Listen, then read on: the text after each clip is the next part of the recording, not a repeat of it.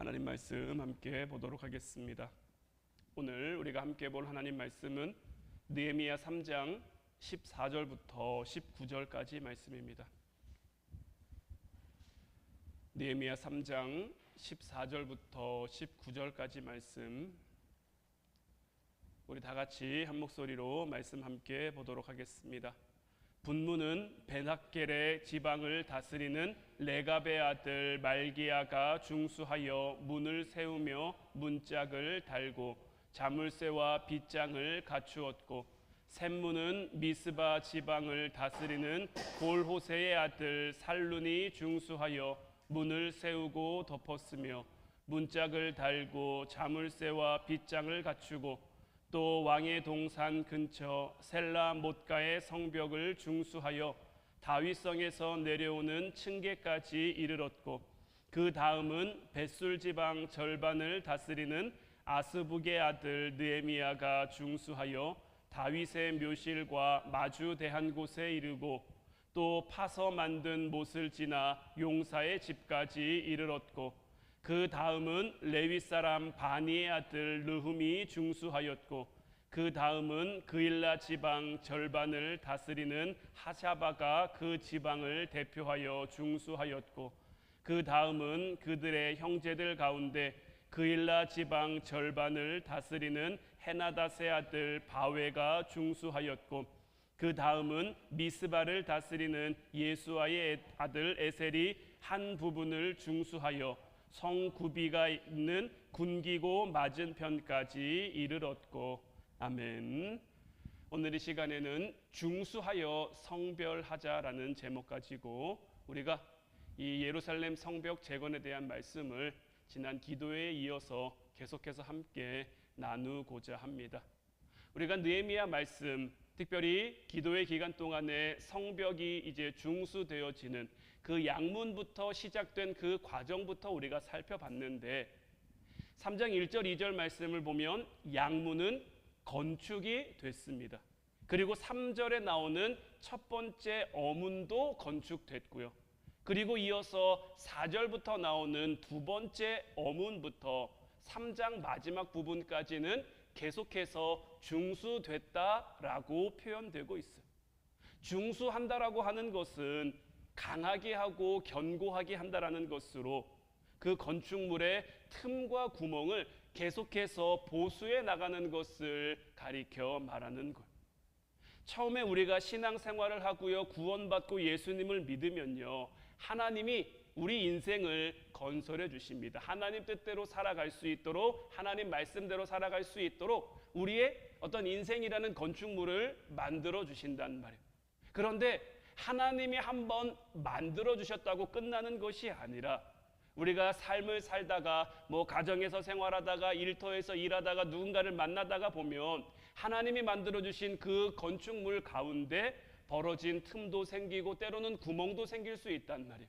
우리의 은혜가 빠져나갈 수 있는, 하나님의 사랑이 흘러나갈 수 있는 그런 구멍들이 만들어질 수 있기 때문에 그 구멍을 그냥 두면, 성벽에 구멍 나 있으면 그곳으로 적군이 쳐들어올 수 있듯이 하나님이 만드신 그 은혜의 성벽 안에도 구멍이 나면 참 기가 막히게 알고 사단이 그쪽 부분으로 침투해 들어오려고 하는 거죠. 그래서 우리는 그렇게 벌어진 틈을, 벌어진 구멍을 날마다 보수하지 않으면, 날마다 강하게 하지 않으면 결국 그것으로 인해 큰 댐도요, 결국 작은 구멍부터 시작된 그 구멍으로 말미암아 와르르 다 무너져 내릴 수 있단 말이에요.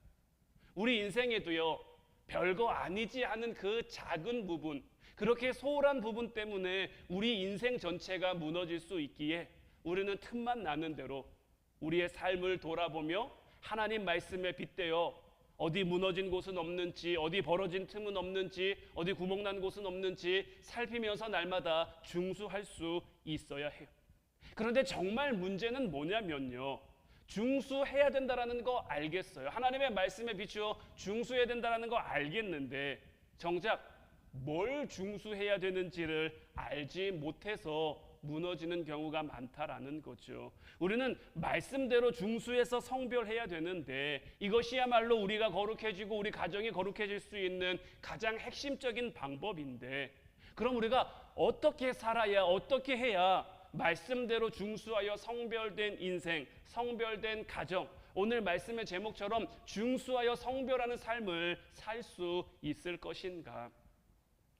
오늘 본문 14절 말씀 보면 분문은 베타게렘 지방을 다스리는 레갑의 아들 말기야가 중수하여 문을 세우며 문짝을 달고 자물쇠와 빗장을 갖추었다라고 되어 있는데, 여러분들에게 몇 번 말씀드린 것처럼 분문이라고 하는 것은 예루살렘 성내에 쓰레기나 오물이나 분뇨나 이런 것들, 지저분한 것들, 더러운 것들을 성 밖으로 버리기 위해 사용하던 성문이 바로 분문입니다.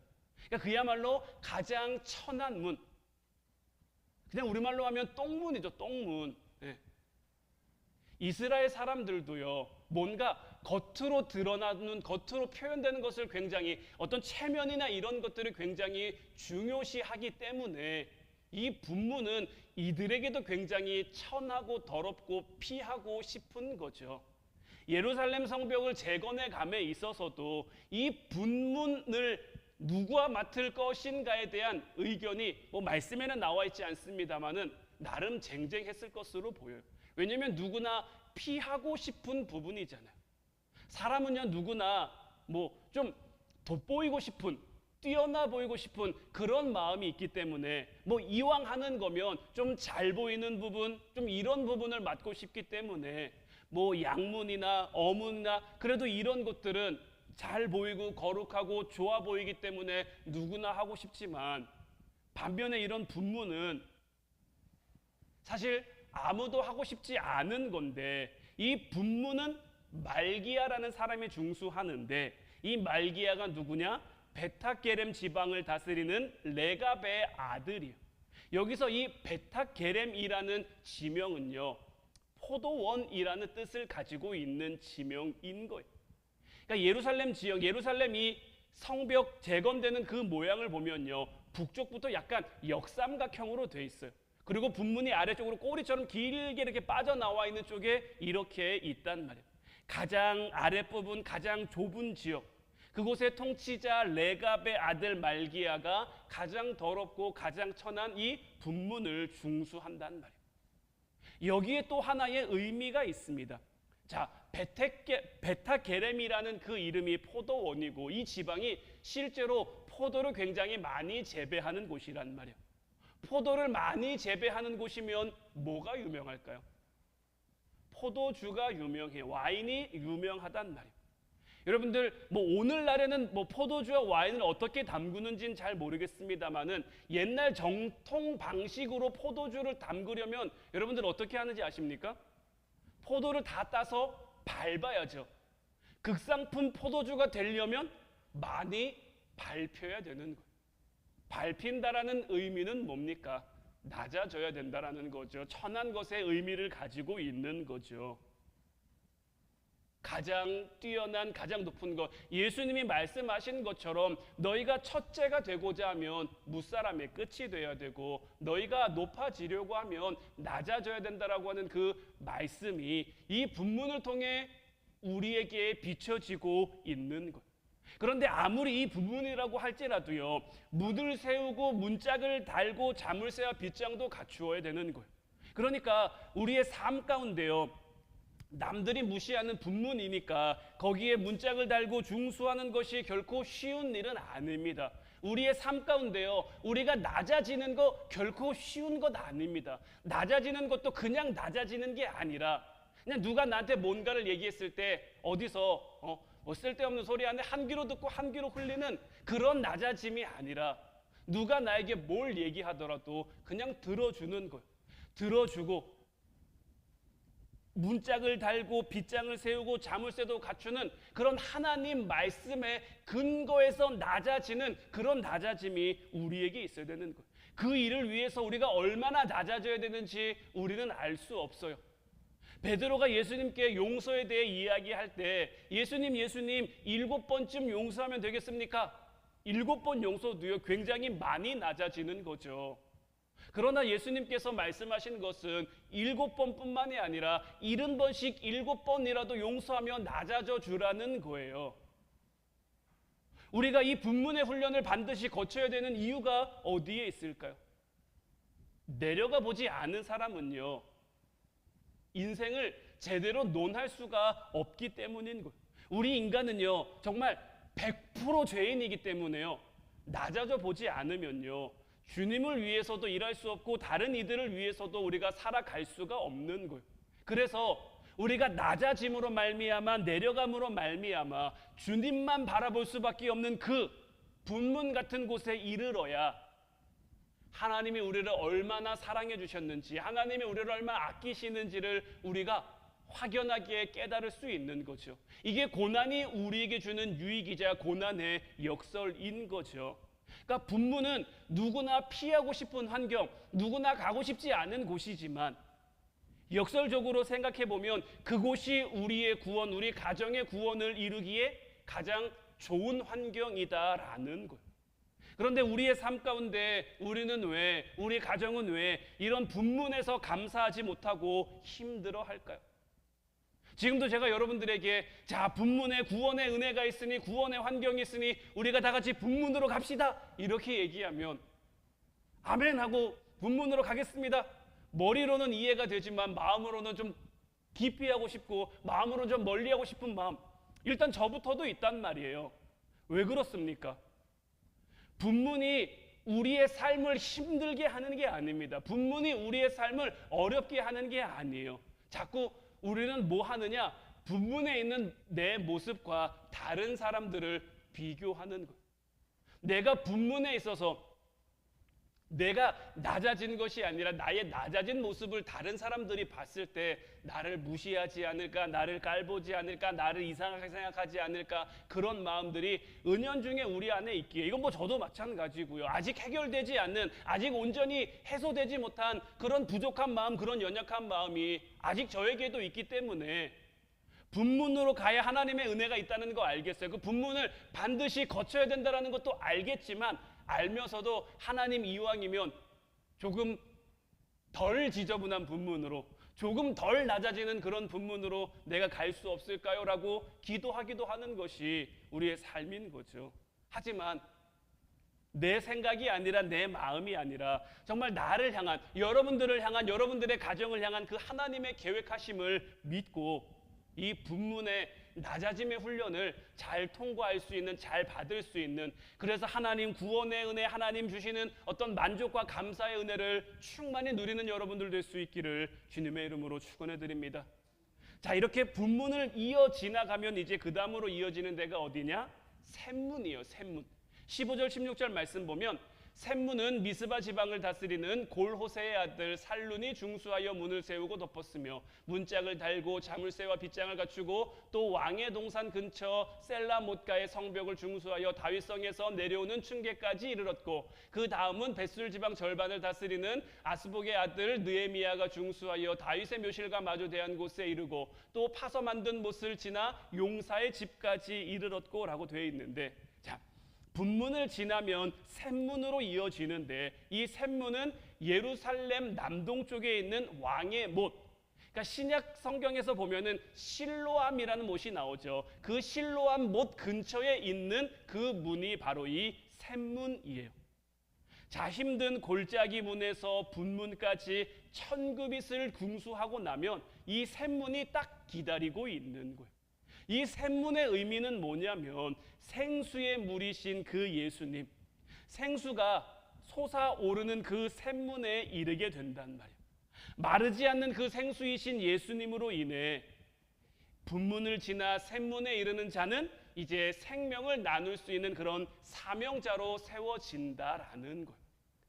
그러니까 하나님께서 우리를 양문을 거쳐, 어문을 거쳐, 여러 가지 문을 거쳐 눈물의 골짜기를 지나 분문을 지나 이제 샘문에 이르게 하는 것, 이 모든 과정을 우리의 삶 가운데 지나가게 하시며 우리 인생의, 우리 가정의 이런 성벽을 두르게 하시는 것은 이제 우리에게 맡겨진, 이 세상을 우리 뜻대로, 우리 마음대로, 우리 생각대로 사는 게 복되다라고 여기는 것이 아니라 하나님의 뜻대로, 하나님의 방법대로 사는 것이 참 복된 인생이구나, 복된 가정이구나라는 것을 깨달을 수 있는 그런 사명자로 세워가기 위함인 거예요.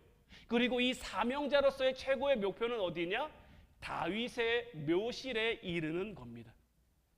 우리 인생의 목표는요, 우리 가정의 목표는요, 화려한 성전을 지은 솔로몬 같은 인생, 솔로몬 같은 가정을 바라는 것이 아니라 누구보다 하나님을 사랑한, 어디에서도 하나님을 예배하고 하나님을 찬양한 다윗과 같은 삶이 우리의 목표가 되어야 하는 거예요.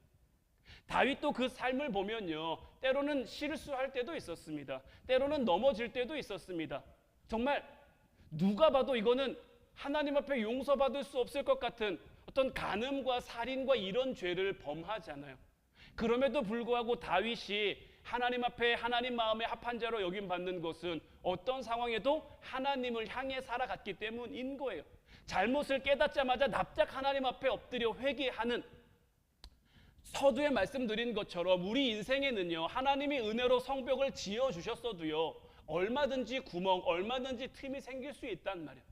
그리고 마귀는요, 사단은요, 그 틈을 기가 막히게 타고 들어온단 말이에요. 다윗도요, 평생을 하나님을 예배하며 살았지만 때로는 그 메워진 틈으로 들어온 그 사단의 공격에 넘어질 때도 있고 무너질 때도 있었어요. 하지만 그것을 깨닫자마자 다시 하나님 앞에 납작 엎드려 그 틈을 메우기 위해, 그 틈을 보수하기 위해, 중수하여 성별되기 위해 늘 애썼기 때문에 하나님 마음에 합한 자가 된 것이고, 우리의 인생도요, 누구보다 하나님을 사랑한 다윗과 같은 삶이 우리 인생의 목표, 우리 가정의 목표가 될 수 있어야 하는 것. 그리고 이 15절 16절 말씀을 가만 보면요, 이제 이 셈에 관련된 문이잖아요. 15절을 보면요, 셀라 못가의 성벽을 중수하러 갔을 때는요, 그냥 가만히만 있어도 솟아오르는 그 샘물이 있습니다. 그런데 16절을 가면요, 파서 만든 못도 나온단 말이에요. 그러니까 우리가 이 샘문에 이르게 하시는 하나님의 뜻은 우리로 사명자로 세우기 위함인데, 우리가 사명을 감당할 때는 우리 안에서 솟아나오르는 생명 대신, 생수 대신 그 예수님의 은혜도 있어야 되지만, 파서 만든 못처럼 우리가 약간 의지적인 노력도 해야 된다라는 거예요. 의지적인 결단도 해야 된다라는 거예요. 단순히 하나님이 어떻게든 하겠지, 하나님이 어떻게든 이루시겠지가 아니라, 하나님의 뜻을 내가 깨달았으면, 하나님의 뜻을 내가 발견했으면 그곳으로 가기 위해 내가 의지적인 노력과 의지적인 결단을 해야 된다라는 거예요. 그래야 용사의 집까지 이룰 수가 있어요. 우리 모두는요, 하나님의 용사, 하나님의 일꾼이 다 될 수 있어야 되는 거예요. 용사는 어떤 사람입니까? 하나님이 말씀하시는 용사는요, 단순히 힘이 세다고 용사가 아닙니다. 단순히 강하다고 용사가 아닙니다. 육신은 약할 수도 있어요. 여러 가지 환경적인 부분, 여러 가지 조건들은 강하지 못할 수도 있어요. 하지만 하나님 말씀을 향한 믿음이 강한 사람, 하나님을 향한 그 의지가 강한 사람이 하나님이 원하시고 하나님이 세우고자 하시는 그 영적으로 강한 용사가 되는 거죠. 하나님께서는 샘문을 통해 우리에게 사명을 주시며 그 사명을 통해 우리를 하나님의 용사 되게 하시는 거예요. 이 땅은요, 누가 뭐래도 영적인 전쟁터입니다. 우리는 다 영적인 전쟁터를 살아가고 있는 거예요. 전쟁터는 어떤 곳입니까? 먹느냐 먹히느냐의 어떤 그런 곳인 거예요. 사단은요, 오늘도 지금 이 순간에도요, 우는 사자와 같이 두루다니며 삼킬 자를 계속해서 찾는 거예요. 조금의 틈만 보이면요, 조금의 구멍만 보이면요, 그곳으로 쳐들어와서 어떻게 해서든지 우리를 넘어뜨리려고, 어떻게 해서든지 우리를 무너뜨리려고, 하나님 은혜 밖으로, 하나님 은혜 동산 밖으로 우리를 끄집어내려고 호시탐탐 그 기회만 보고 있단 말이에요. 우리가 하나님 은혜로 무장되어 있지 않으면, 하나님 주신 믿음으로 무장되어 있지 않으면 이 사단의 공격에 속수무책으로 당할 수밖에 없는 것. 그리고 이제 이어지는 말씀을 보면 그 다음은 레위 사람 바니의 아들 르훔이 중수하였고, 그 다음은 그일라 지방 절반을 다스리는 하샤바가 그 지방을 대표하여 중수하였고, 그 다음은 그들의 형제들 가운데 그일라 지방 절반을 다스리는 헤나닷의 아들 바웨가 중수하였고, 그 다음은 미스바를 다스리는 예수아의 아들 에셀이 한 부분을 중수하여 성 구비에 있는 군기고 맞은편까지 이르렀다라고 되어 있어요. 자, 계속해서 셈문에 관련된 말씀들입니다. 이 셈문에 대한 말씀들이 나오는데, 그 가운데 보면은 이제 이 19절 말씀에 미스바를 다스리는 예수아의 아들 에셀이 중수했다라고 나오는데, 이 미스바라는 곳이 어떤 곳입니까? 미스바는 우리에게 굉장히 익숙한 곳이잖아요. 가장 익숙한 것은 사무엘 선지자가 블레셋의 공격 앞에 무서워하고 두려워하고 있는 이들을 다 미스바에 모이게 하고, 내가 너희를 위해 기도하기를 쉬는 죄를 결단코 범하지 않겠다, 이제 오늘 하나님이 너희를 구원하시는 것을 너희가 봐라, 그러면서 그들을 잡으러 온 블레셋 사람들을 하나님께서 다 몰살시켜 버리셨다는 말이에요. 사무엘 선지자 때 신앙의 회복을 위해, 기도의 회복을 위해 모였던 곳이 바로 미스바죠. 그런데 이 미스바에 또 다른 사건이 있는데, 이 사건은 굉장히 가슴 아픈 사건입니다. 사사기를 보면요, 베냐민 자손이 레위 사람의 첩을 범한 사건 때문에 베냐민 지파와 다른 11지파가 전쟁을 벌이는데, 이 전쟁이 일어난 곳이 바로 이 미스바이기도 한 거예요. 그러니까 이 미스바는요, 어떻게 보면 가장 영적인 곳일 수도 있고요, 우리 신앙의 회복을 위해, 우리의 어떤 영성의 회복을 위해 우리가 가야 할, 우리가 도달해야 할 가장 영적인 곳인 반면에 또 음행의 문제가 있었던 곳이 바로 이 미스바다란 말이에요. 그러니까 우리의 가정은요, 우리가 어떤 삶을 살아가느냐에, 무엇을 보고 무엇을 따라 살아가느냐에 따라서 정말 가장 거룩한 곳이 될 수도 있고요, 가장 문제, 가장 분쟁, 가장 더러움이 많은 곳이 될 수도 있는 곳. 그런데 이곳을 누가 중수합니까? 그곳을 다스리는 예수아의 아들 에셀이 셈문을 중수하는데, 셈문의 한 부분을 중수했다라고 나오죠. 그러니까 이 예수아라는 이름은 히브리어인데 헬라어식으로 바꾸면 예수라는 이름이에요. 예수는 구원하실 자라는 뜻이고, 에셀은 돕는 자를 뜻하는 거죠. 그러니까 이 예수아의 아들 에셀이라는 의미는 구원을 돕는 자가 되는 거죠. 그러니까 말씀드린 것처럼 셈문은 사명을 깨달아가는 문이고 사명을 향해 나아가는 문인데, 결국 사명을 위해, 사명을 깨달아 나아가기 위해서는 하나님의 구원을 돕는 자, 하나님의 구원을 이뤄서 그것을 위해 나아가는 자가 될 수 있어야 되는 거예요. 그런데 자, 다른 부분들은 보면요, 그냥 중수했다라고 되어 있는데, 왜 이 에셀에게 당해서는 굳이 한 부분을 중수했다라고 기록하고 있을까요? 뭐 여러 가지 이유가 있을 수 있겠습니다만은, 구체적으로 말하기 어려운 그런 상황도 있을 것이고요, 조건도 있을 것이고요, 문제도 있을 것이고요, 어려움도 있을 것이고요, 뭐 성경에 기록되어 있지 않아서 우리가 다 알 수 없지만 그 한 부분밖에 중수할 수 없는 그러한 문제나 그러한 어려움이 있었을 것으로 보여지는 거죠. 그래서 성 구비에 있는 군기고 맞은편까지 이르렀다고 되어 있는데, 그래서 군기고가 필요한 거예요.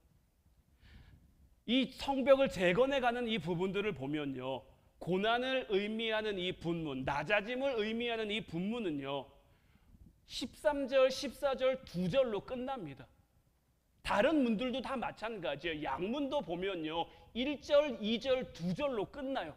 그런데 이 셈문은요 15절부터 25절까지를 가야 끝난다는 말이에요. 굉장히 무려 11절에 걸쳐서 이 셈문이 중수된 것에 대해서 설명하고 소개하고 있는데, 이 셈문에 대해서 여러 사람이 참여했기 때문에 이렇게 긴 말씀을 할애한 것도 있습니다만은, 우리가 사명자로 살아간다는 건요 그만큼 만만치 않은 거예요. 그리고 우리가 사명자로 살아가다 보면요 이 예수아의 애들 에셀처럼요 우리가 예상하지 못한, 우리가 얘기하지 못한 그런 어려움을 만날 수도 있는 거예요. 그래서 우리에게 뭐가 필요합니까? 군기고가 필요한 거예요. 에베소서 6장 13절부터 18절까지 말씀 보면, 그러므로 하나님의 전신갑주를 취하라. 이는 악한 날에 너희가 능히 대적하고 모든 일을 행한 후에 서기 위함이라. 그런즉 서서 진리로 너희 허리띠를 띠고 의의 호심경을 붙이고 평안의 복음이 준비한 것으로 신을 신고 모든 것 위에 믿음의 방패를 가지고 이로써 능히 약한 자의 모든 불화살을 소멸하고 구원의 투구와 성령의 검 곧 하나님의 말씀을 가지라. 모든 기도와 간구를 하되 항상 성령 안에서 기도하고 이를 위하여 깨어 구하기를 항상 힘쓰며 여러 성도를 위하여 구하라라고 전신갑주에 대한 말씀이죠. 우리가 이 땅을 살아가면서 하나님의 용사, 하나님의 사명자, 하나님의 일꾼으로 서기 위해서는 우리는 반드시 이 전신갑주를 취해야 됩니다. 전신갑주를 입어야 됩니다. 이 느헤미야 성벽으로 따지면요, 우리에게는 군기고가 있어야 되는 거예요. 악한 사단, 악한 마귀의 공격을 우리가 그냥 맞이할 수 있는 게 아니에요. 우리는 하나님 성령의 능력으로 말미암아 우리에게 임할 수 있는 진리의 허리띠, 말씀으로 우리의 허리를 두르는 거죠. 그리고 의의 호심경 붙이고 평안의 복음이 준비한 것으로 신을 신고, 그러니까 말씀이 이끄는 곳으로 살아가야 평안의 복음이 우리에게 임할 수 있는 것이고요. 모든 것 위에 믿음의 방패를 가져야 되는 거예요. 이 믿음의 방패의 역할은 무엇입니까? 하나님이 내 삶을 지키고 계신다라는 믿음인 거예요. 하나님이 내 삶을 보호하고 계시다, 하나님이 나를 구원하신다라는 그 믿음. 어떤 공격이 와도, 어떤 그런 것들이 나에게 다가온다 할지라도 하나님이 나와 함께 하신다는 그 믿음의 방패가 있으면요, 어떤 모든 악한 그 모든 불화살을 우리는 다 소멸시킬 수가 있는 거예요. 하지만 이것으로 끝이 아니죠. 구원의 투구, 성령의 곰, 곧 하나님의 말씀을 우리가 가져야 되는 거예요. 이거 가지고 뭐 합니까? 기도와 간구하는 거예요. 어떤 기도와 어떤 간구입니까?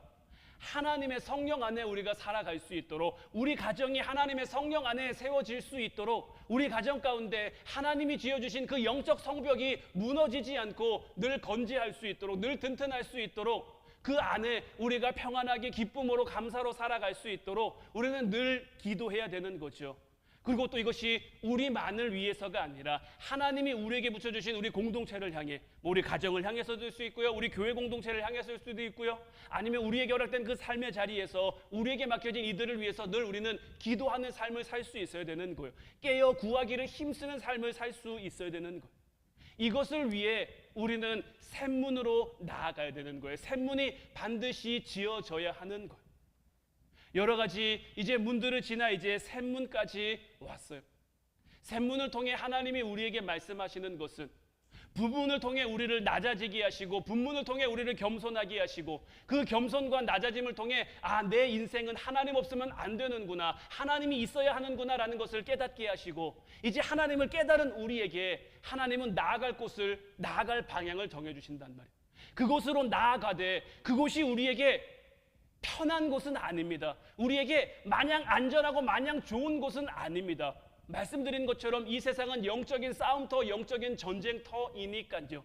전쟁터에 편안한 곳이 어디 있습니까? 전쟁터에 평안한 곳이 어디 있습니까? 때가 지나면 지날수록요, 시대가 지나면 지날수록요, 이 시대는 더 악해질 거고요. 한번 여러분들 보세요. 불과 한 1-20년 전과 지금의 모습만 비교해 봐도요, 얼마나 시대가 악해졌는지 우리가 볼 수 있단 말이에요. 불과 1-20년 사이에 이렇게 됐는데 시대는 점점 빠르게 변한단 말이에요. 앞으로 1-20년 후가 되면 어떻게 될까요? 우리가 정말 상상하지도 못했던 그런 일들이 아무것도 아닌 것처럼 일어날 수 있게 된단 말이에요. 요즘을 보면요, 뭔가 신앙과 신앙이 아닌 것의 그 경계가 굉장히 좀 모호해지는 지점에 이르는 것 같아요. 최근에 이제 어떤 목사님들하고 대화하는 중에 요즘에 이제 동물을 키우시는 분들이 굉장히 많잖아요. 어떤 성도가 와서 개 장례식을 치러달라 그러면 어떻게 할 거냐? 이 개는 그냥 개가 아니라 내가 사랑하는 내 딸이었고 내 자식이었고 뭐 내 동생이었고 내 형제였는데 그런 개가 죽었다. 목사님, 이 개를 위해서 장례를 좀 치러 주십시오라고 하면 어떻게 할 것인가? 왜냐면 요즘에 애견인들이 너무 많으니까요. 요즘 교회에요, 개 놀이터가 있는 교회도 있어요. 어른들이, 그러니까 사람들이 예배 드리는 동안에 개를 대신 돌봐주는 개 놀이터가 있는 교회들도 있단 말이에요. 그러면, 그리고 실제로 지금 뭐 교회에서 그런 장례를 집례하는지 안 하는지 모르겠습니다만은 개 화장하잖아요. 개 납골 땅도 있어요. 사람 화장하는 것만큼 돈이 많이 들어간대요.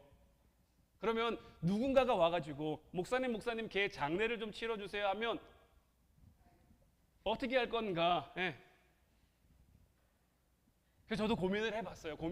어떻게 해야 될 것인가. 근데 우리가 분명히 알아야 될 건요, 개에게는 영혼이 없습니다. 네, 개는 영혼이 없어요. 개는 천국 못 갑니다. 천국 갈 수 없어요. 그래서 저는 그렇게 물어본 목사님한테 이렇게 얘기를 했어요.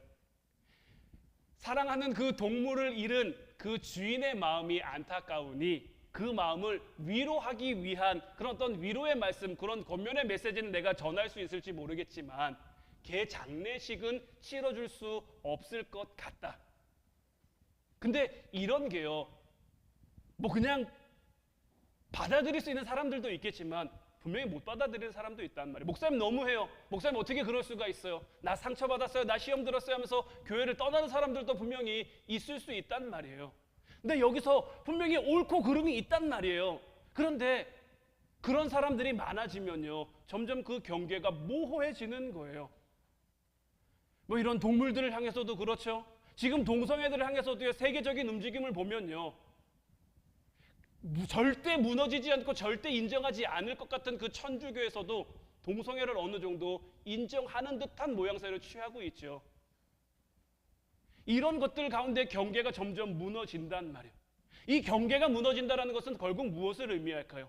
하나님이 만들어진 그 성벽이 무너지는 거예요. 그 성벽이 경계가 돼서 그 안은 거룩해야 되는데, 그 안은 온전해야 되는데, 그 안에 온전치 못한 생각, 온전치 못한 마음, 그런 것들이 얼마든지 들어올 수 있다라는 거죠.